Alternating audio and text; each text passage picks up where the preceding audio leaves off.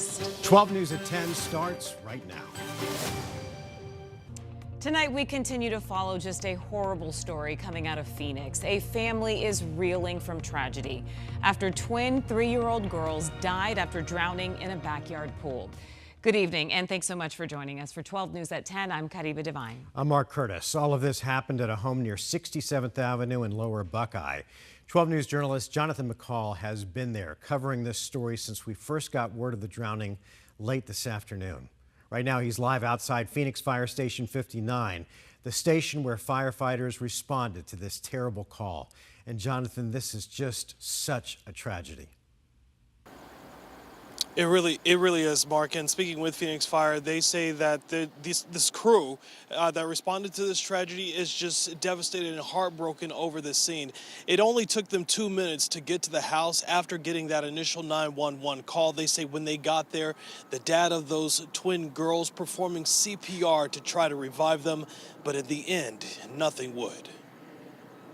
A gut-wrenching scene in the backyard of this Phoenix home Thursday afternoon. Phoenix fire crews responding to a call of a 3-year-old underwater in a backyard pool, but instead of one, they would find two. As they came into the backyard and they witnessed 2 3-year-old children, both unresponsive, pulled from the pool. Twin girls underwater for an unknown amount of time. Fire officials saying their dad giving CPR to the duo to try to revive them. 4 paramedics loading the girls into one ambulance, rushing them to the hospital. But in the end, it wouldn't be enough. Unfortunately, after all the work that the hospital did, both of the children were pronounced deceased. Family members learning of the devastating news hours later. Drownings just stick with you. Captain Rob McDade with Phoenix Fire says the tragedy is also being felt by first responders. When you lose a child at that age in a community, this neighborhood's gonna feel it. Our community is going to feel it. People that don't even know this family are going to feel this. McDade now warning, with the peak summer season right around the corner, now is the perfect time to get kids water safe through swim lessons and to keep a close eye on kids around water and making sure there's safety measures, including locks and fences around pools. There's so many resources that you can grab at in our community to try to prevent this. It takes all of us to protect these children. And again, And so many people in that neighborhood devastated over the loss of those twin girls tonight, Mark and Caribe. We did learn from Phoenix Fire that unfortunately there was no fencing, no barriers separating those girls and that pool that was easily accessible for them to get into. Tonight there are still plenty of questions surrounding this ongoing investigation, including just how long the girls were underwater or exactly how they were able to get a hold or managed to get access to that pool tonight. Phoenix police investigating this, trying to piece it all together. We're live tonight in Phoenix. Jonathan McCall, 12 News. So sad. Jonathan, thanks. 12 News is dedicated to keeping you and your family safe around water. As part of our Water Watch coverage, you can download our free 12 News app for a list of resources and also drowning prevention tips. We're also following breaking news out of Glendale tonight, where police are on the scene of a crash involving a quad and a minivan. Sky 12 live over the area right now near 83rd Avenue and Camelback. Police tell us a man was riding his quad and tried to turn onto a private drive when he was hit by the minivan. The quad driver was rushed to the hospital with life-threatening injuries. The driver of the minivan stayed on the scene. Police say they are investigating whether impairment played a role in the crash. Police tell us Camelback will be closed between 83rd and 91st Avenues for the next few hours. Developing in Mesa tonight, a woman in her early 20s is dead after being shot by a Mesa police officer. It happened at a home near University Drive and Center Street. Officers said that the woman was threatening her boyfriend with a knife and wouldn't let him leave. Police say that they called for the woman to come outside, heard nothing, and then they heard the man screaming. That's when officers went in and ultimately shot the woman. Police said that the woman died on the scene and the man was brought out unharmed. No officers were injured.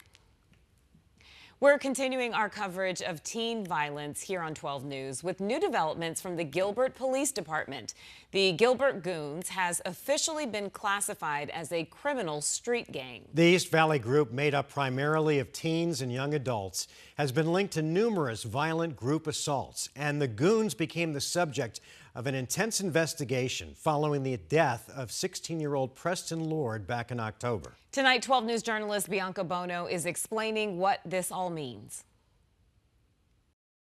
Well, this designation may not have the impact many in the community were hoping for, because as it stands, the suspects affiliated with the Gilbert Goons will not face gang charges. The group known as the Gilbert Goons has met the requirements. The Gilbert Goons are now considered a gang, the criminal street gang designation for the group associated with violent group-style assaults on teens comes after a 6-month statewide investigation. This hybrid gang primarily consisted of individuals who attended East Valley schools and participated in underage drinking and the use of illicit drugs. Police began looking into the Gilbert Goons after 16-year-old Preston Lord was beat to death outside of a party in Queen Creek back in October. 7 suspects have been arrested and charged with first-degree murder. The attack frustrating to the East Valley, as many say they were aware of the suspects long before Lord's death. Gilbert police responded by reopening previously closed teen violence cases and launching new ones. And though police wouldn't identify members, many cases involve alleged Gilbert Goons and members of another newly categorized gang called Jack Boy Mafia. East Valley agencies have prior knowledge of another group of individuals from various East Valley cities identifying themselves as Jack Boy Mafia or JBM. Police say both groups are what they call hybrid gangs, different from a traditional gang. Hybrid gangs are usually mixed gender, mixed races, and all various ages. Gang classification means members can face gang charges and enhancements when they commit crimes. But these investigators say that won't be happening in their existing cases, including Preston Lord's death. There is not sufficient evidence to submit additional charges of participating in or assisting a criminal street gang. Maricopa County Attorney Rachel Mitchell saying her office is open to adding gang charges if the evidence permits. We're certainly willing to look at additional information and determine whether we should go back for more charges or whether we should file enhancements. So again, police believe they've arrested multiple suspects who are affiliated with the Gilbert Goons, but they say they don't have the evidence to show that those crimes were committed in order to further the gang's goals. We're in Gilbert. Bianca Bono, 12 News. All right, Bianca, thanks. It's day 15 in Chad Daybell's murder trial in Idaho. He's charged with killing his wife, Lori Vallow's 2 children, Tylee and JJ, who used to live in the valley. He's also accused of killing his first wife, Tammy Daybell. A parade of witnesses took the stand today, including JJ Vallow's grandmother, who first alerted police that JJ and Tylee were missing. That was back in 2019. The children were found buried in Chad Daybell's backyard. Later, the jury saw body cam footage, publicly shown for the first time. It was from a 2019 welfare check in Idaho while Tylee and JJ were missing.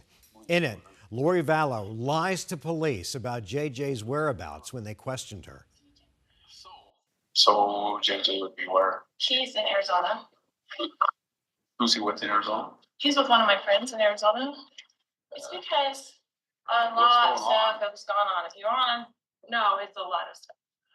So, Well, that's why we're concerned, because it just was kind of weird. it is very weird. I've had to move around a lot. One of my brothers is trying to kill me. Not the brother that lives here, obviously. He's kind of my protector.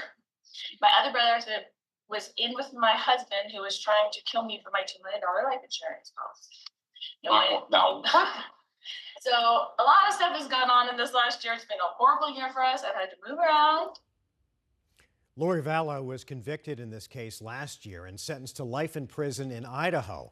But now she's back in Arizona, where she's facing additional charges of conspiracy to commit murder. Chad Daybell's trial continues tomorrow. A Mesa public school teacher was sentenced to 3 years probation and 6 months of house arrest after causing a crash that killed a 9-year-old boy last November. The crash happened near Price and Ray Roads in Chandler. 43-year-old Casey Perry pled guilty for her role in the crash. She clipped the tail end of another car and sent it spinning into Eli Peterson and his father Aaron, who were standing on the sidewalk. Eli died of his injuries and his father was seriously hurt. The Peterson family was hoping to see Perry face a maximum sentence, but the judge took into consideration Perry's job as a teacher. What does justice mean when you lose a child? And I mean, the only justice that we can ever hope for is we want our child back, and we can't get that. Perry is also required to attend traffic survival school and had her driver's license revoked for 1 year.